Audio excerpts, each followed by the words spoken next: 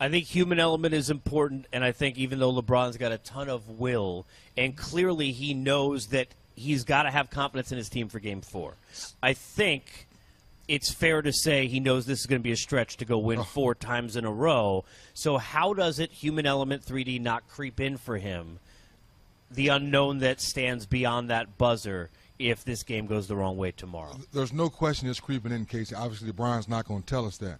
LeBron and Kevin Love, in my opinion, have done their job as the role as being superstars setting the table.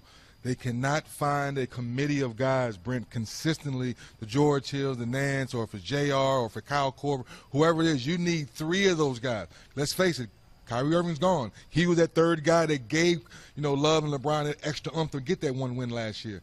Now, how do you get all these new faces, Brent, to play on that kind of level? They've never been there before. Yeah, that's the interesting point, 3D. If you really think about their roster construct, last year Golden State beats this Cavs team 4-1, and then the roster turnover that they have, and think about maybe some of the deficiencies that this roster represents as opposed to last year and how impactful they could be on offense because of Kyrie and his shot creation and his big moment shot taking.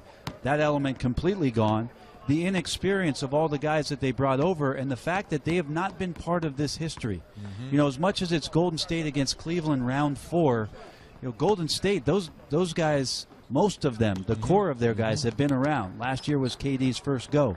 But for these inexperienced young players that the Cavs brought in at the trade deadline, it's just not enough for what Golden State represents. And we've seen that play out, along with the Lions 3D, of when we are sitting up here and pontificating about adjustments. How well does Ty Lue know this team? How deep can they go into an offensive or defensive playbook not having this time together? It's nearly an impossible task because they just don't have that connectivity. Even with all of that, if we're being fair, they're not good enough. They're not. Nobody is. I want to say that, but they're not. Without disrespect, the roster. No, I'm not trying to disrespect this roster. They're not as talented. Yes, they cannot compete. Yeah, I'm not trying to be. It's not. I think LeBron knows that. I mean, they're not as talented. So how much of that will play into his decision, I think, is something fair to ask, because LeBron's sitting here. Look, LeBron wants to win. He wants to win championships. He could take anybody to the finals with the way he played in the East, right? I think we all agree with that. Right. As good as Boston is, LeBron has shown, look what he did this year. Take anybody. But DZ, don't you think he's kind of evaluating this roster during this series, the way LeBron's mind works, going into the offseason saying, okay, how close are we? How much do I believe if I stay that we can win? Isn't this an evaluation process for LeBron? Casey, LeBron is sitting there, to your point, evaluating, saying, if I stay, I know I have Kevin Love, I know I have a few pieces, can I possibly entice a Paul George or some free agent to come here, versus do I go to L.A., do I go to the Clippers, do I go somewhere else? Now I have to start all over with some young talent. One thing we know about, to your point, LeBron will weigh both sides out very closely before he makes that tough decision. Well, I think LeBron right now is examining his team and what they could possibly do for Game 4.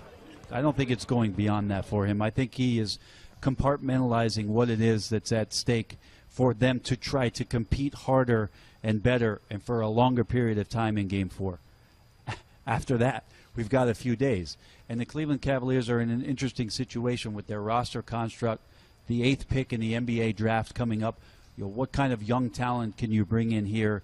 Or can you use that as an asset in speaking with LeBron and saying, how do you feel we could complete this roster? Is that an asset that you could possibly use to retool, to find a veteran that comes in to complement what they're doing? So there'll be a lot of work in, let's say, 48 hours if Cleveland is to get swept with how it is that they're going to think about that. And LeBron will have that time to assess how the front office is looking at the draft, how they're approaching free agency, what their flexibility is with regards to their salary cap, and whether or not one or two players for him in the Eastern Conference, again, to stay in the Eastern Conference, and be an addition to the Cavs to keep them in this position, which is getting back to the finals on his shoulders every year and beating Golden State. Here's the thing, being fair, and LeBron's, I can't even imagine what goes on in his head, Bones, but I'm thinking just from a much lesser point of view, if this was our last show together here,